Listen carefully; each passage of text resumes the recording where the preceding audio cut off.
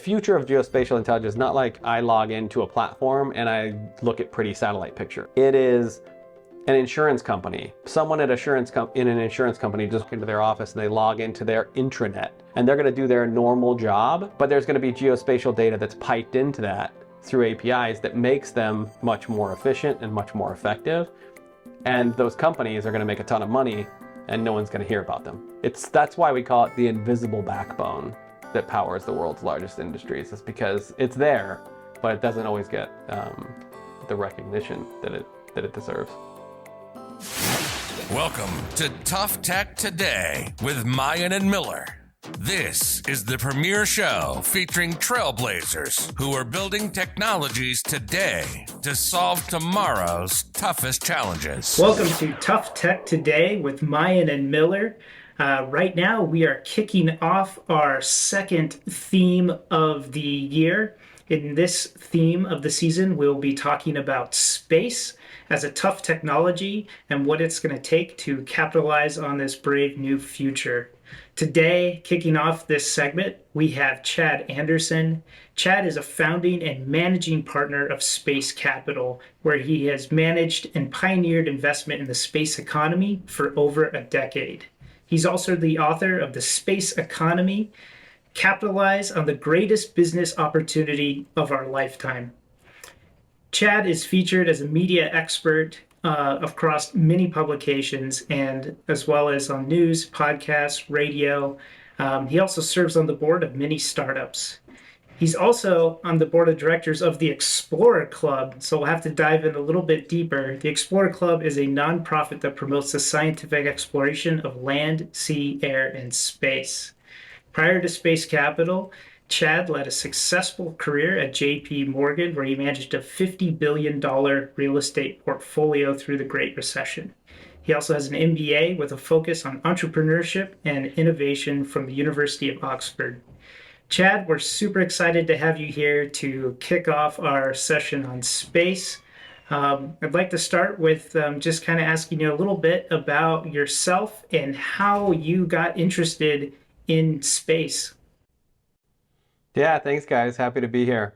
So my story, you probably picked up a little bit on the intro. I'm a finance and economics undergrad and an MBA. So I'm a business guy. So what is a business guy doing in space? This is a question that is needs less explanation today than it did 10 years ago when I got started. But yeah, I mean, I was managing a large real estate portfolio, commercial real estate portfolio, and did that through the Great Recession. And I came out the other side having survived that and had a nice job waiting for me, sort of cushy corner office with a nice paycheck. But that wasn't really sort of satisfying for me. I was looking to do something that was a bit more meaningful to me personally in my career. And so I decided to go to business school, and I went to Oxford to do it, to sort of get a change of pace, to expand my network more broadly, but also Oxford has a reputation, has the Skoll Center for social entrepreneurship, but the idea is investing for impact, investing for monetary gain, but also for in return on investment, but also for driving impact and change in the world, which was very attractive for me. So went to Oxford, and I was reading about SpaceX and what they were doing, and it was a hobby of mine. It was very, very interesting to sort of follow along, and that was in 2012, which is the year that SpaceX, they had just launched their first customer a few years prior. They launched to the space station that year, delivered cargo, and brought their spacecraft safely back to Earth under contract for NASA. And in doing so, they became the first private entity, well, the first outside of the three national superpowers that had ever done that before. And so for me, I mean, this was really, really interesting, but it was always a hobby. It was never like something that I thought, someone with my background, like that there was a career opportunity for me here. So I was actually, while I was at Oxford, I was studying nascent markets under Professor Mark Ventresca, who teaches at Stanford and Oxford about how nascent markets develop. And we've seen this happen through many, many industries throughout history, where there are some incumbents and some structural barriers that are preventing new entrants from entering the market. The incumbents, are living very happily, getting fat on the privilege that they have, the unique access that they have. And then something structural changes and the barriers to entry are removed. And then you see this rush of innovation and entrepreneurship flood in. And that's exactly what we were seeing happen with SpaceX, right? We've been operating in space for decades, but it only became a category for investment and entrepreneurship on the heels of SpaceX removing those barriers to entry. So recognized that we had seen this pattern before, seeing that it was playing out, kind of reading the tea leaves a little bit, and knowing that all of these new startups that were coming in were going to need finance. And there weren't a whole lot of serious people, that I could find that were helping to manage the growth that I saw coming. So there was a huge opportunity, a big gap in the market that I saw starting to form. And I was a bit early, so there wasn't enough deal flow or investor interest back then to support a venture capital fund. So I actually stayed in the UK for a few years, helped them stand up an innovation center that was funded by the government with the goal of growing the space sector in the country. And did that during the day in UK hours, and then at night I was busy building this fund and building the foundation for this fund. And then in 2015, things had picked up to the point where I could do this full time, moved to New York. 2016, partnered up with Tom Ingersoll. We launched our first venture capital fund, and sort of the rest is history.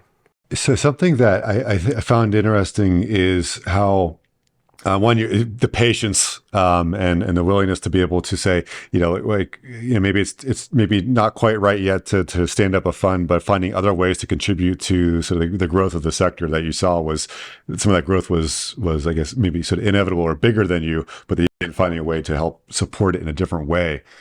How are you finding now over the past sort of 2 years or so, we've had terms like new space or space 2.0. Are you seeing a change in the way that the companies, the young companies that are starting to get their legs, a change in what that kind of cohort looks like across the vintages? I mean, there's a massive transformation in mindset over the last 10 years for sure.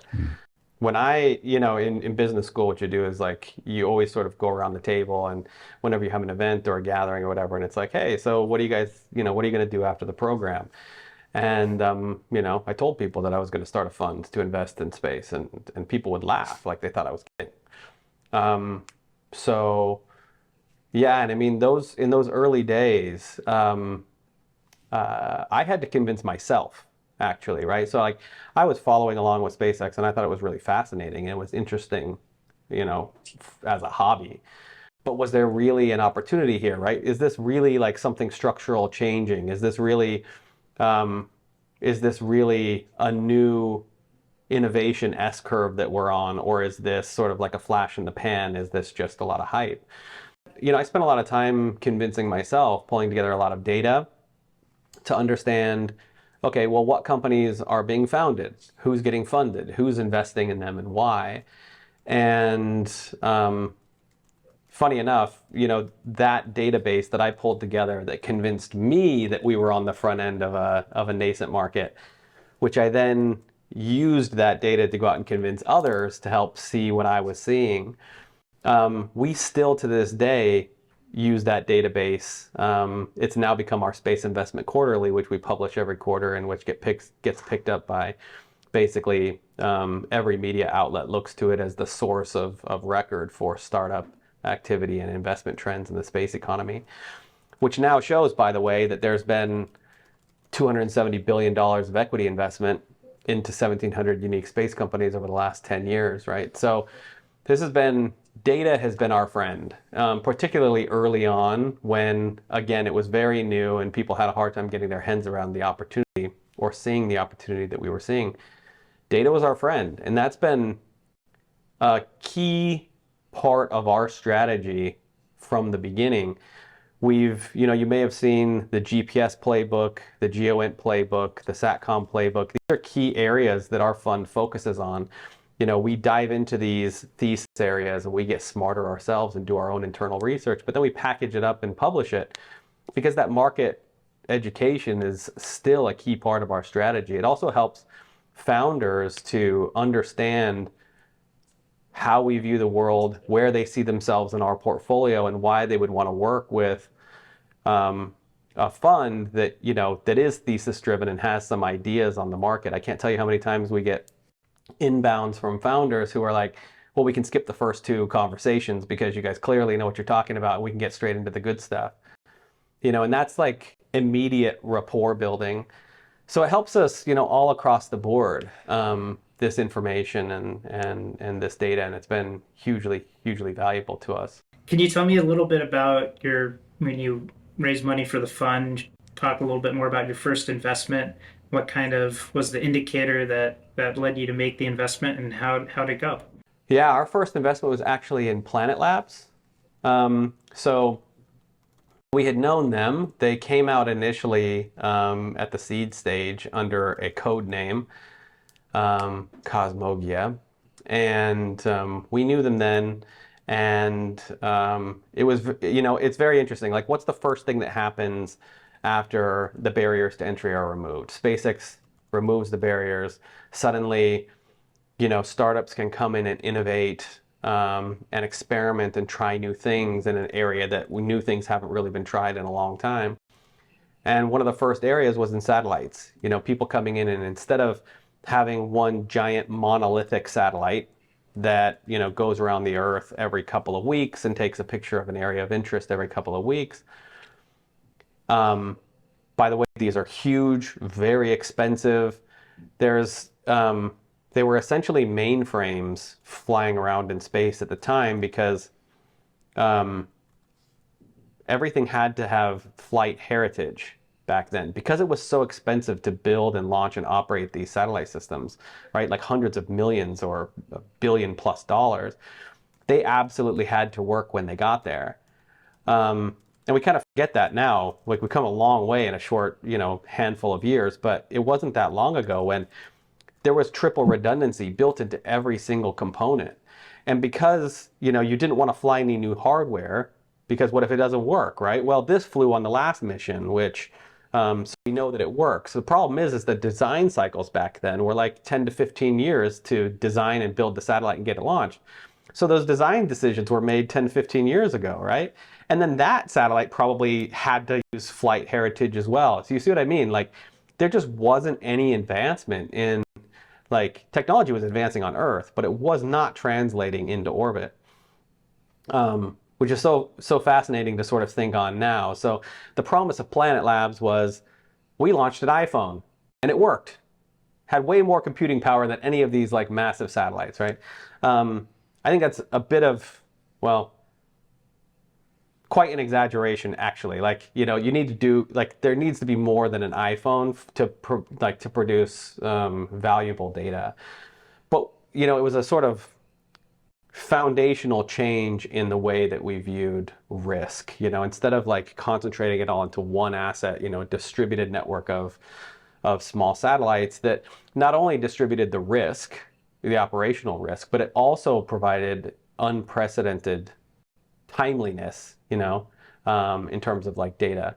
So, they were the first company. So we made our first investment in 2015. They had already, like, by that time, they had already raised an A and B round. We invested at their seed round, at their C round. But yeah, I mean, it's interesting to sort of think on back then and think how far things have come since then. But no, that was a good early investment for us to cut our teeth on. And, obviously they went public a couple of years ago, and we can see them out on the public markets, bringing in record revenue all the time. So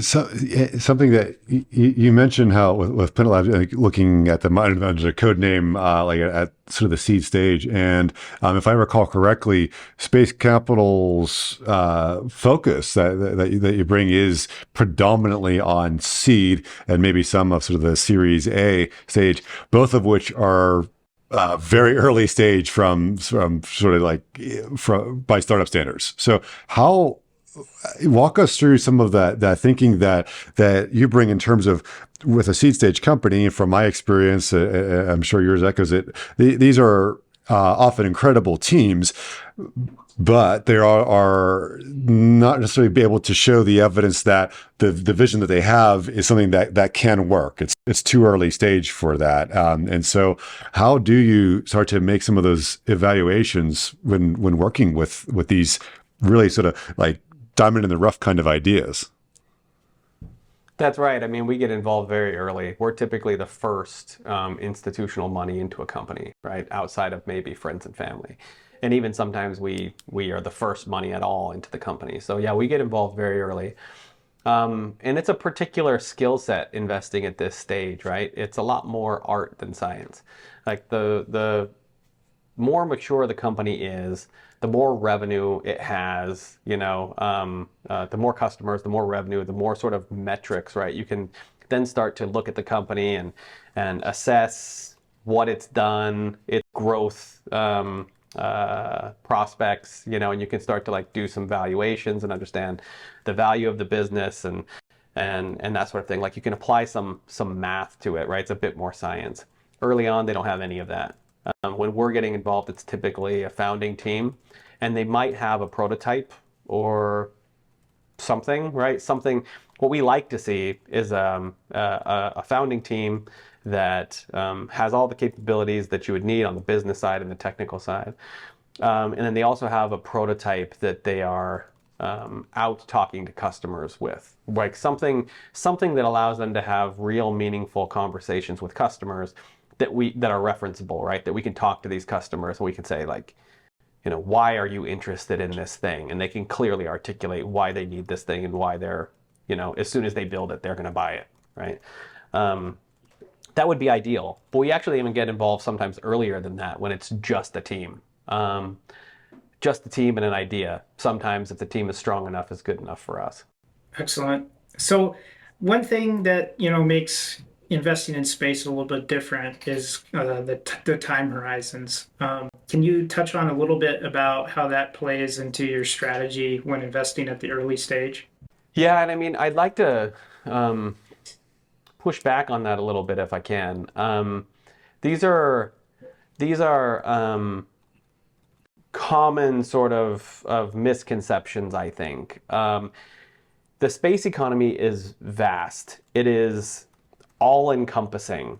And I think if there's one thing that I try to communicate to your audience today is to sort of open your mind a little bit in terms of how you think about the opportunity in the space economy. For us as a fund, it is much more than just rockets and satellite hardware, the space infrastructure. And in our seminal thesis paper, the GPS Playbook, we really dive into this and we provide some frameworks for how to think about how space technology can enable innovation on a global scale.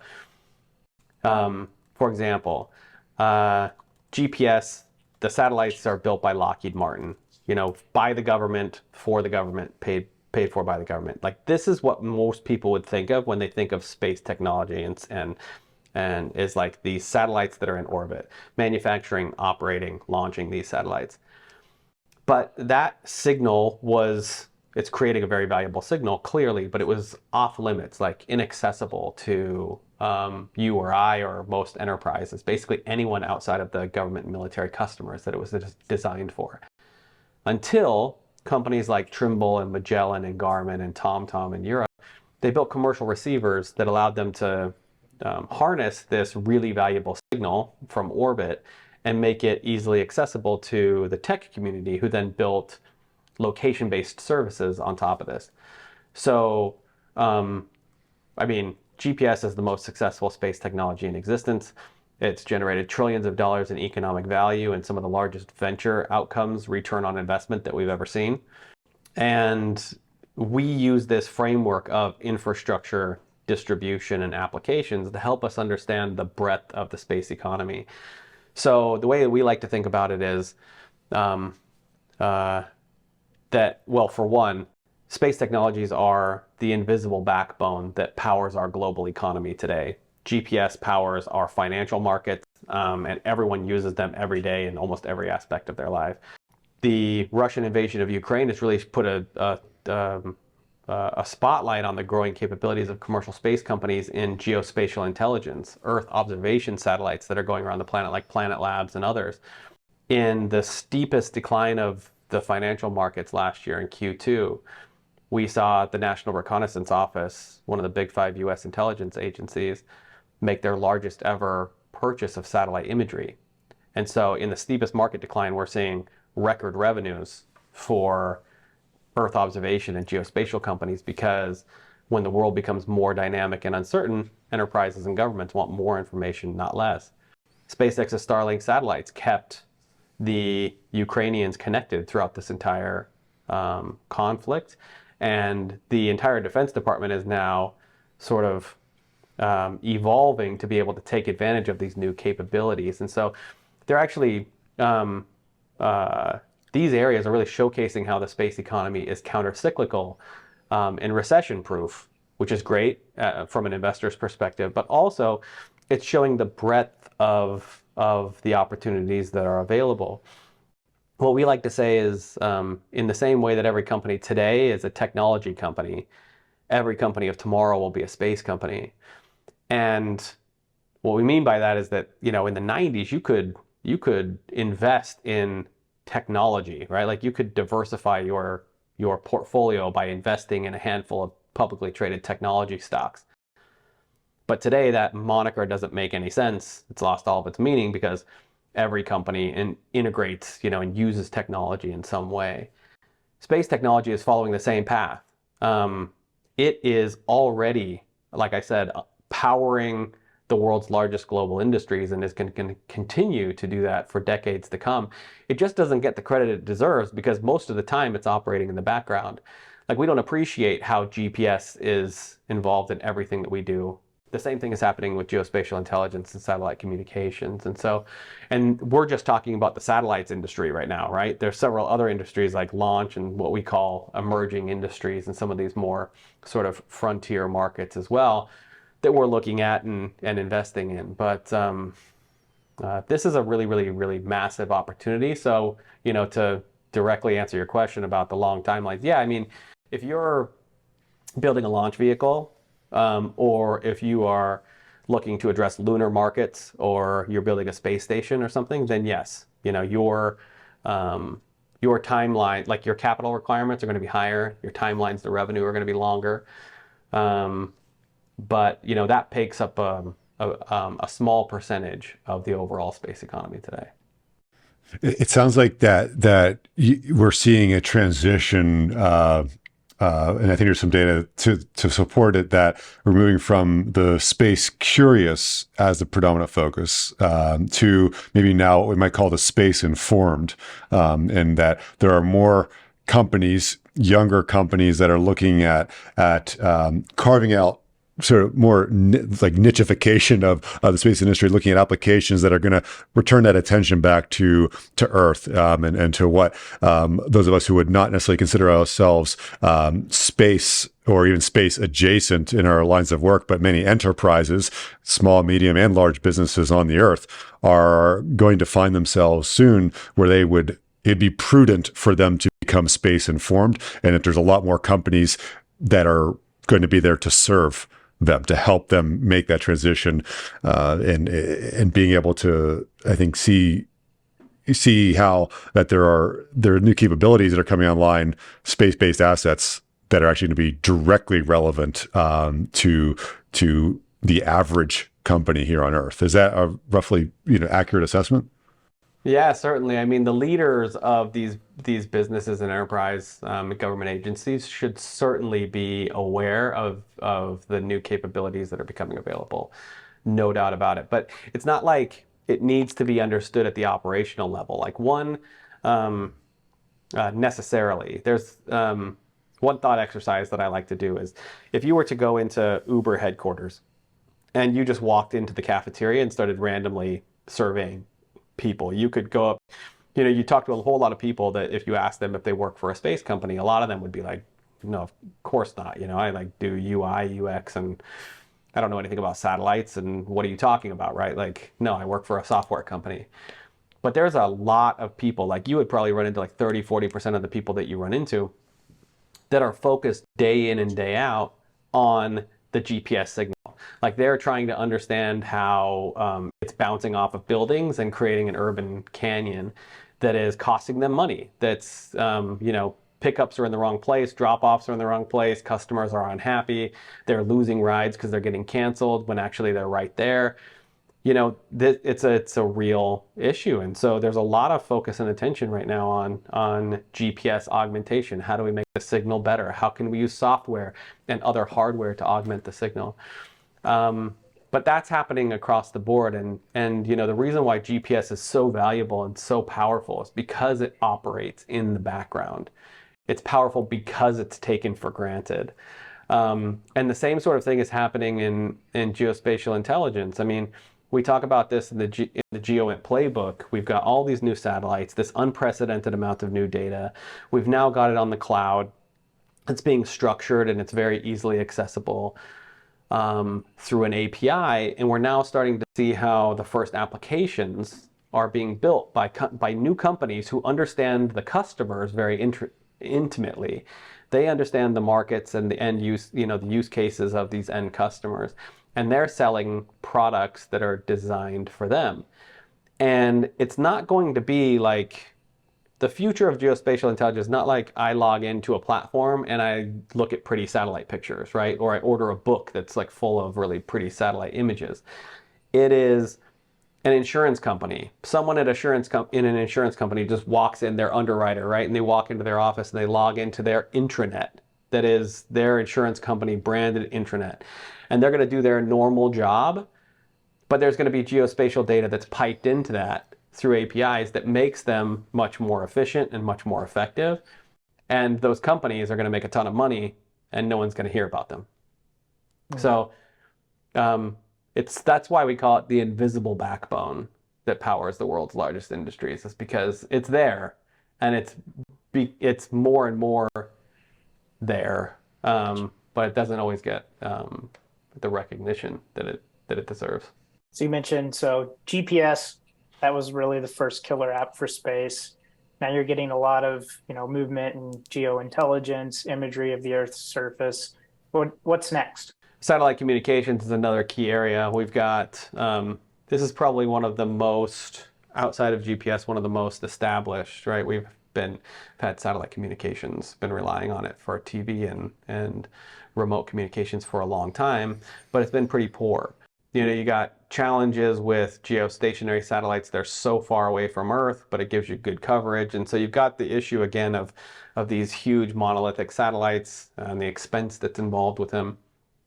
With SpaceX's Starlink coming online and Amazon's Kuiper satellites coming online, we got large constellations of low Earth orbit satellites. And we're essentially building an internet backbone in space, which is offers incredible bandwidth and latency at pretty reasonable prices. And so we're now seeing that roll out, right? SpaceX has just moved on from sort of their beta program. And so they're still early in the development of their constellation, but we're already connecting the remote places on the planet. And you can start to think all the different ways in which this is going to be used and leveraged. It's going to allow emerging economies to leapfrog infrastructure investments. Like they don't have to lay copper cable anymore.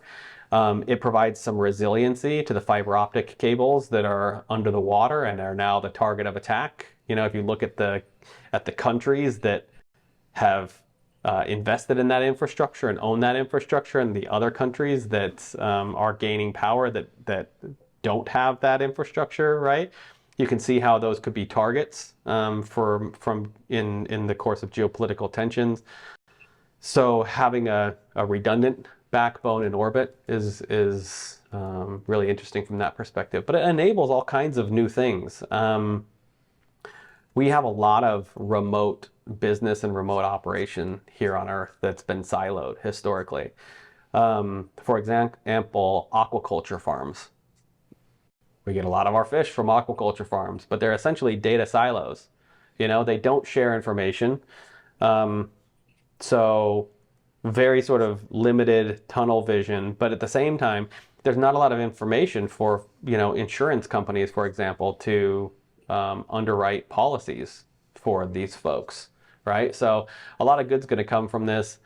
You can also, like a couple years ago, there was in the Highlands and Islands of Scotland, there was a train that came around a bend and it just drove straight into a mudslide.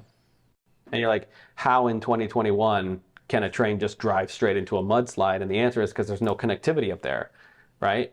It's as simple as you put a little box that connects the satellite, you shine a laser across the track. If the laser's blocked, you send someone out to look at it, right? It's as simple as that.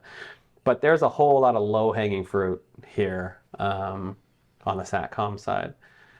So that covers SATCOM. Happy to get into some of these other areas as well in the emerging markets or launch. I'm curious on reviewing Space Capital's list of public investments that there, I think for our listeners and our watchers, that there may be some non-obvious connections I'd like you to elaborate on. For example, a company like Rendered.ai with synthetic data generation, or the companies, your investments in quantum exchange and spectral, doing post-quantum cryptography and quantum key exchanges.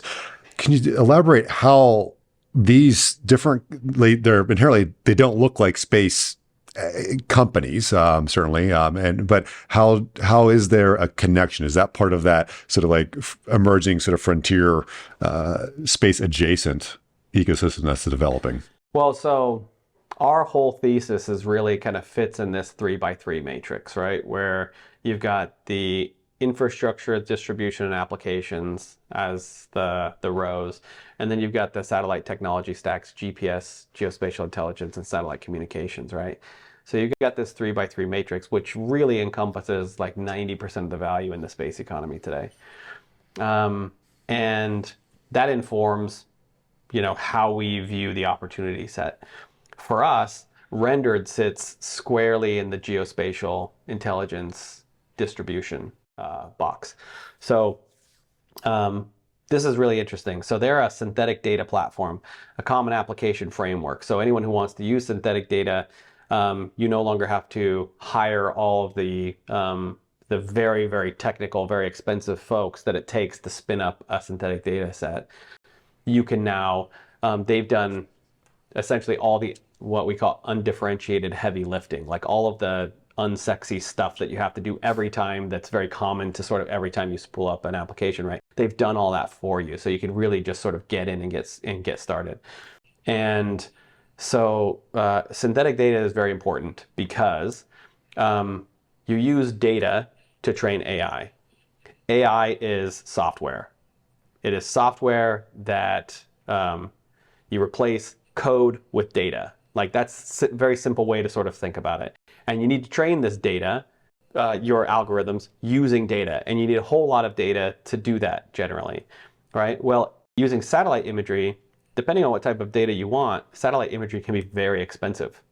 Like there's a real example where if you wanted to use synthetic aperture radar, right? This is like the radar data that's coming off of some new sensors that we've put into orbit. If you use optical, just sort of optical imagery, RGB imagery, it's great, but you can't see at night and you can't see through clouds.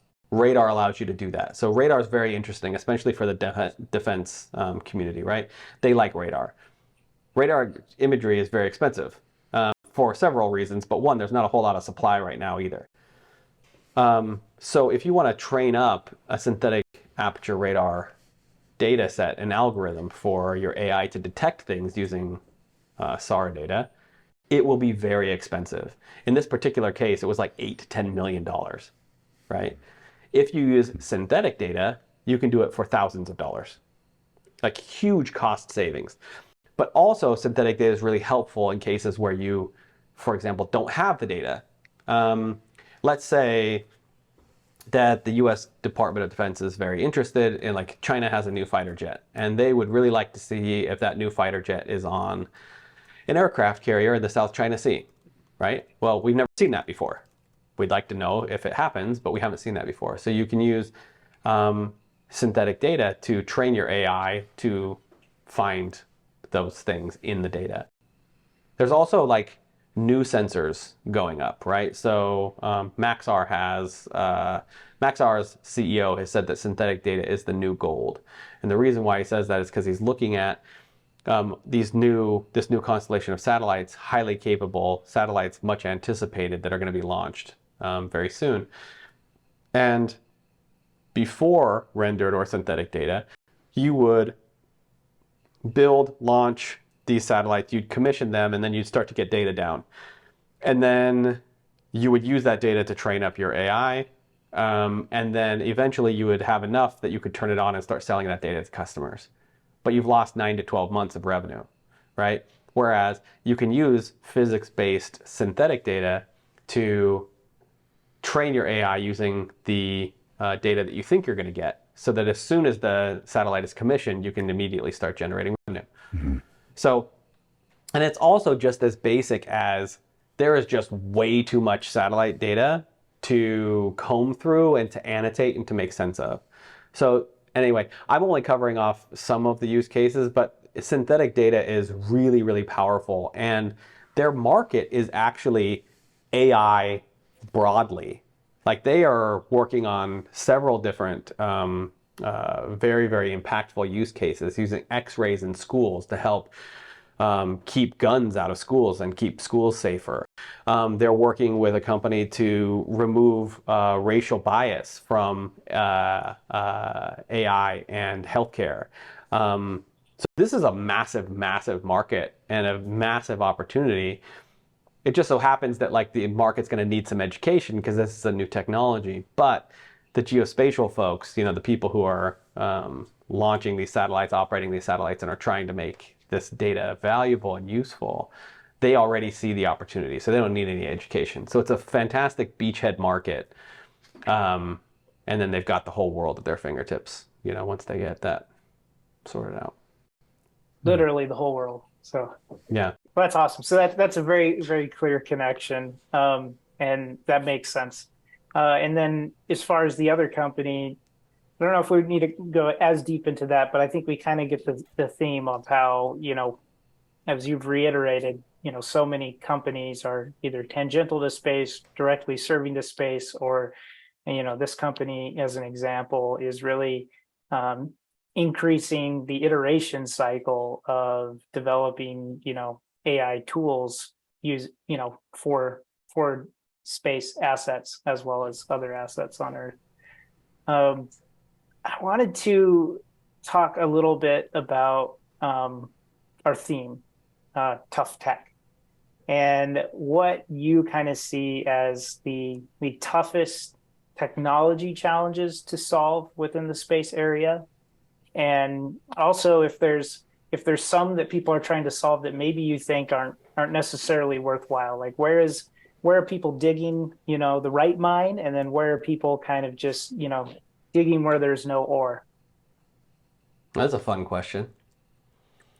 So, launch. Let's start with launch.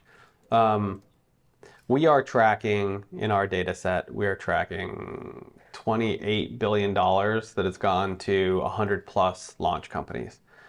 This is not like launch companies that have an idea and have a pitch deck. Like, these are companies, unique companies, that have convinced external investors to put money behind their idea, right? So that's how they hit our radar. It's like, that's the point of seriousness, where they've convinced someone else that they've got something. We have two of those are operational: SpaceX and Rocket Lab. That is it. I mean, if you want tough tech, that is launch. Incredibly, incredibly difficult. And not just from a technology perspective, it's like getting a launch vehicle to orbit is extremely difficult. SpaceX makes it look easy. It is not. So getting to orbit is one thing, but then mass producing launch vehicles and like doing it on an operational cadence, on a regular operational cadence, safely and reliably, there's two companies, right? So this is about as tough as it gets.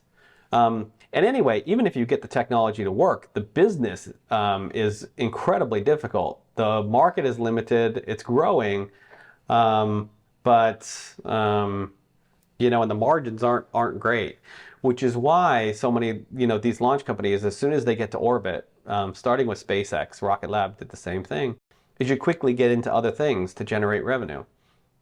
SpaceX wants to go to Mars and set up colonies on Mars, right? Like that is their long-term vision. Like that is their Is that a revenue driving vision? No, so that's why, I mean, how do you pay for that, right? Yeah. How do you pay for that? You pay for that with satellite services. You pay for that with Starlink. Starlink is the moneymaker, right? SpaceX's revenue probably taps out at like, I don't know, $5 to $6 billion a year. Like they're already covering most of the globe, doing most of the commercial launch globally. Starlink is supposed to bring in like 10 times that amount of revenue, right? Like that is the moneymaker that's going to fund their larger ambitions, which have tougher margins and tougher tech and tougher economics as well. Rocket Lab did the same thing. As soon as they got to orbit, and were launching reliably, then they quickly moved to satellite services where, they acquired Sinclair. Sinclair has put a lot of satellites into orbit that work. And so, they've now turned it in their second stage. They've turned that into a satellite as a service. If you want to launch something, they'll help you do that. So, and everyone else that's, trying to get to orbit is also like expanding out into other areas preemptively. So that's one thing. So we're kind of at this rubber meets the road moment with launch, but we're also kind of at the rubber meets the road moment with satellites. So everyone's now sort of like coming to the realization like, oh, launch is really tough, right? We're also coming to that realization with satellites. So SpaceX removes the barriers to entry. We start to see all these new entrants come in, experimenting with new business models, and it's a lot of fun and it's very exciting. A lot of these folks were, not a lot of experience, getting out a little bit ahead of their, and getting out in front of their skis or whatever it might be. This rubber meets the road moment for launch, right? Mm-hmm. Well, we're also kind of at this rubber meets the road moment for satellites, because on the heels of SpaceX increasing access, we've seen all these new satellites get launched, right? A lot of companies have gone out, raised capital, said, hey, look at Planet Labs did it. They launched an iPhone, right? Like how hard can it be, right? And there was a lot of money that went to a lot of new companies to build satellites and operate satellites and really focus on low cost. We can do this at much lower cost than all the incumbents, and so that was the big selling point. But it turns out that customers don't actually like. Low cost is nice, but that's not the need to have is the data. Like you need the data. We're at this moment now where a lot of those satellites that got funded, they spent the next few years, so they raised the capital, they spent the next few years building these satellites. Well, now we're at the moment where they're starting to get launched, right? And these satellites are now going up on rockets that are either blowing up on the pad or not making it to orbit or ending up at the bottom of the ocean because of the tough tech in the launch vehicles, right? But even if they successfully, like if they ride on SpaceX, for example, and they actually get to orbit, they're turning them on and their radios don't work or their reaction wheels don't work, right? Like they can't point the thing where they want, so they can't get the data that they need. And there's all kinds of these issues. And so the failure rates in a lot of these satellites is actually pretty high. And so, launch, like who knew it was so difficult, right? Like SpaceX makes it look easy. It's not. Satellites, some folks have come out and built some really capable satellites for a lot less cost and a lot faster. And so everyone else is saying, look, we're going to do that too. it's just not that easy, right? The number of people on the planet that can build and launch a launch vehicle company is very limited, and the number of people who can build and launch satellites that work and bring down valuable data is also very limited. So we're kind of at this, to the tough tech question, we're kind of in this moment where we're starting to realize, like, I don't know, Gartner's hype cycle or whatever. A lot of people got really excited, threw a lot of money at this without doing a lot of diligence, and now we're starting to like realize that it is quite difficult. It's really great when it works, and there is a lot of promise out there, but you still need to do the diligence and be focused on teams that can execute. For those that can execute, there's massive opportunity here, but there's fewer of them out there than you'd think. That's really interesting, and I think with the time we have, I think we have a question from me and from Forrest, and one that I want to understand more is there was a quote I have from an interview you did recently, Chad, with the Federal News Network, and it's about. I'll just read it. So that geopolitical tensions have been a primary driver in growth in the space category for several decades. Rising political tensions, particularly with China, drive an increase in U.S. government funding to meet the occasion. Lunar plans and lunar timelines for Washington and Beijing are essentially they're racing there to establish a foothold and a permanently crewed outpost on the lunar surface to get to the ultimate high ground. End quote. How should folks, listeners and viewers, when we're seeing stuff in the news, and I imagine we're going to hear more about this as the years goes by, from your vantage point as an investor, as someone who really talks with the who's who within industry, how should we think about and what should we do about this potential geopolitical aspect that's also like a subtext for the commercial endeavors to, in this case, look at the moon as the next footstep in the pursuit of the frontier? Yeah, so I talk about this quite a bit in my book, The Space Economy. This is, I talked to folks who are a lot more knowledgeable about this than I am. And one interview that I did was with Peter Marquez. He's head of space policy at Amazon. He worked through, I think, 4 previous administrations advising the White House on space policy, was heavily involved in writing space policy, and was the brains behind the Property Resources Act in space.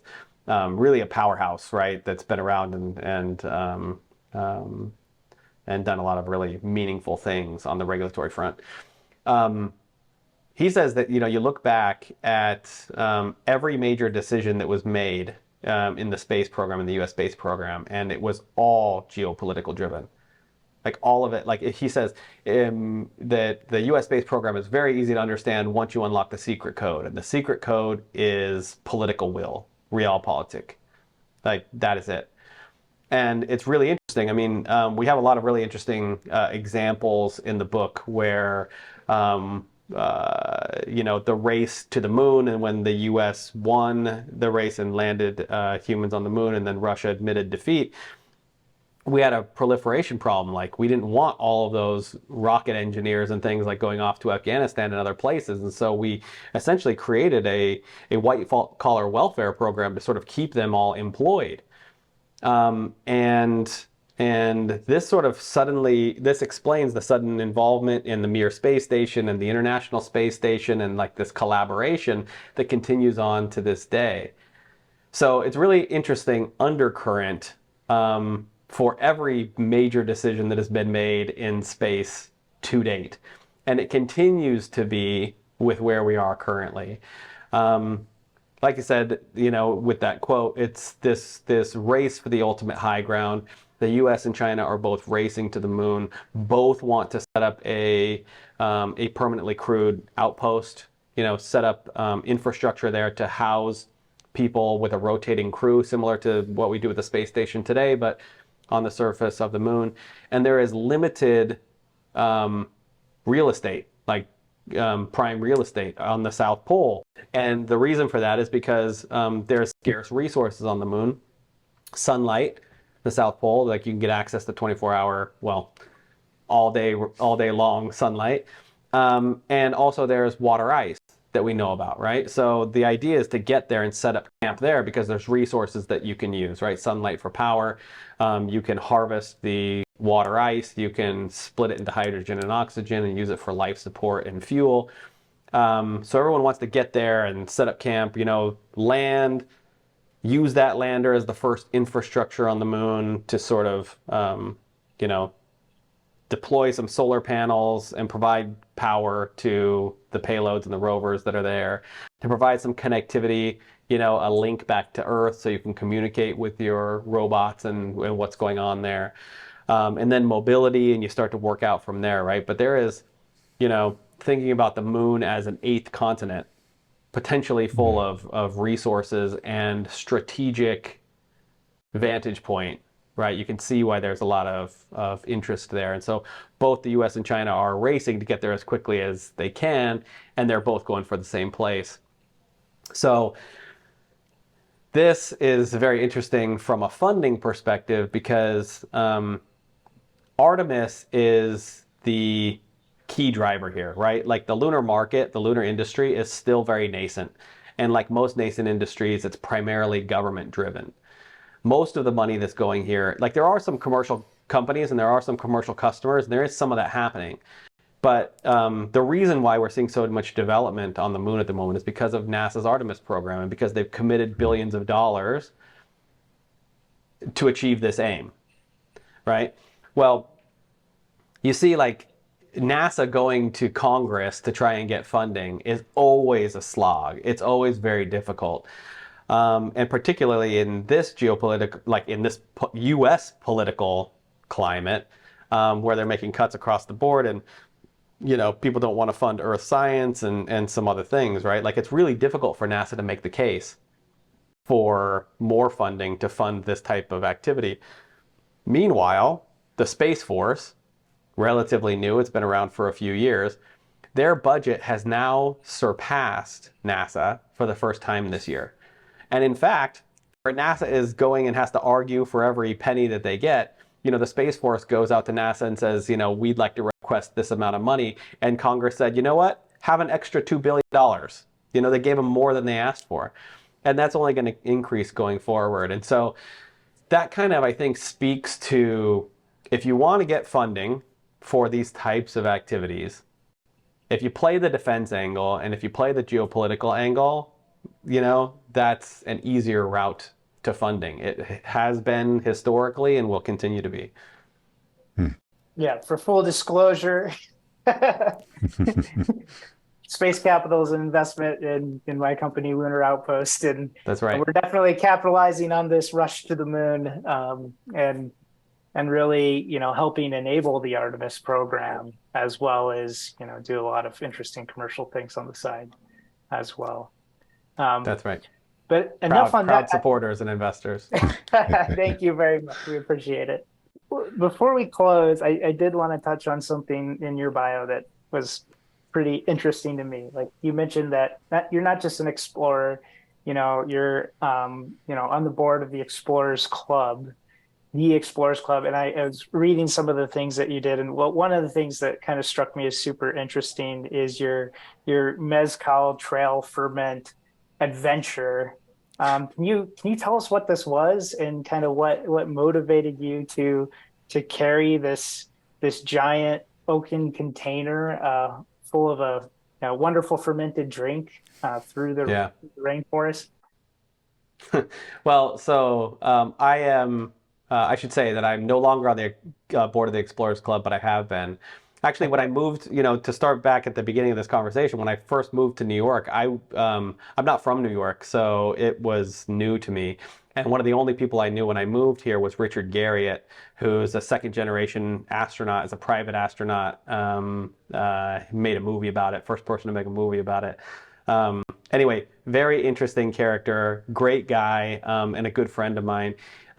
Who had a welcome to New York event at his house and invited a lot of really interesting people. And I got plugged into the Explorers Club basically straight away. Very, very interesting nonprofit organization. It's over 100 years old that is focused on supporting exploration, land, sea, air, and space. And Richard Garriott is now the president of the club. We actually had our book launch event was at the Explorers Club a couple of weeks ago, and Richard interviewed me, and we had a great conversation there. But it's a fantastic venue here in New York. If you're ever here, you should definitely check it out. So there's some of the most storied explorers expeditions in history. All of the Apollo missions to the moon have carried an Explorers Club flag. There's a great story that Apollo 13 had an Explorers Club flag, and they wrote a note back and said, sorry, we couldn't take this down to the surface, and it's still in its sort of plastic bag. But anyway, their members have done a lot of really, really amazing things. And so I like to, this is kind of side projects that I do. So me and a team of folks, a guy named Justin Fornell that I normally partner with, we swam around the island of Islay, Scotland, where the world's greatest whiskey comes from. Tiny little island, 100-mile coastline. It has 8 distilleries there. We swam around that 100-mile coastline, and we collected whiskey from all the different distilleries and then made a blend, sold it off for charity. And we made a documentary about it called The Great Islay Swim. And then the mezcal was like the next adventure together, where we took that sort of blueprint and applied it again, this time in Oaxaca, Mexico. And so we went out and we harvested our own agave. We chopped it, cut it, roasted it, smashed it using horse wheels and mashers, and we put it into a barrel. And there's only 3 things that go into mezcal. There's the agave, there is water, and then there's yeast. And the yeast is airborne. And so you can only make mezcal in Oaxaca, and it's a super interesting, diverse state in Mexico. And so what we did was we took the barrel of agave while it was fermenting all around the different places in Oaxaca, and it absorbed the yeast from all those places. And so it's got the spirit of the entire state of Oaxaca and the flavor from the entire state of Oaxaca. And then we made a movie, a documentary / cinematic feature, which we did our premiere at the Explorers Club, and it actually just won 2 awards, Best Documentary Feature and Best Indie Feature, the Vegas Movie Awards. So some fun side projects. Yeah, that's just quite a fun adventure, and it's exciting that you're bringing in different elements rather than just a hike or conquering a peak. So. Well, we are coming near the end. We would like, Chad, if there are anything that you'd like to plug or points to reinforce, this is your time. Yeah, I mean, this has been great. Thanks. Good conversation. I would just say that, again, market education and helping, we do this day in and day out. There is a lot of hype and a lot of noise happening. But if you cut through all of that and you see what's actually happening and what's actually being done, the opportunity is massive. For the teams that can execute, we are still on the front end of a very, very interesting growth curve here. And, we make a lot of information available. Like I said, all of those research reports are available on our website at spacecapital.com. And we've consolidated all those things into book form. So the Space Economy is available at your favorite bookseller, and hopefully this can be a useful primer for anyone who's looking at investing, starting a company, or working for a company. Awesome. Thank you so much, Chad. Boy, this was a great primer on the space industry. And Chad's vantage point is really providing a fascinating perspective into the efforts to explore one of humanity's great frontiers. It's a great setup for our next guest, who is an entrepreneur, and she's building an early-stage space startup that is aiming to peer back at Earth in a new way, looking inside storms, hurricanes, and other weather systems in a way that's previously impossible by leveraging a new form of sensing technology that's being lofted into geosynchronous orbit. Our episode premieres next month with her, so be sure to like, subscribe, and join our new mailing list so you can get the episode as soon as it releases. Until next time, stay tough.